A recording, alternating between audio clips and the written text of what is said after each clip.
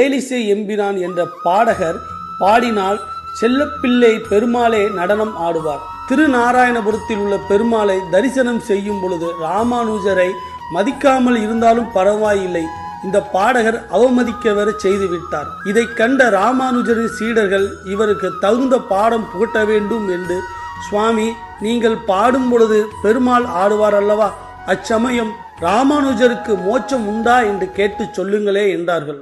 பாடகரும் பெருமாளிடம் கேட்டார். அதற்கு ராமானுஜர் மட்டுமல்ல, ராமானுஜர் திருவடி சம்பந்தப்பட்ட அனைவருக்குமே மோட்சம் உண்டு என்று கூறிவிட்டார். சுவாமி உங்களுக்கு மோட்சம் உண்டா என்று கேளுங்களே என்றார். ஏனப்பா உங்களுக்கே மோட்சம் இருக்கும் பொழுது எனக்கு இருக்காதா என்றார். பெருமாளிடம் கேட்டார். அதற்கு பெருமாள் நான் தான் நேற்றே கூறிவிட்டேனே என்றார். ராமானுஜரின் திருவடிகளில் சரணாகதி அடைந்து மோட்சம் அடைவாய் என்றார். மோட்சம் அடைவதற்கும் வழிகாட்டுவதால் யோகவிதாம் நேத்ரே என்று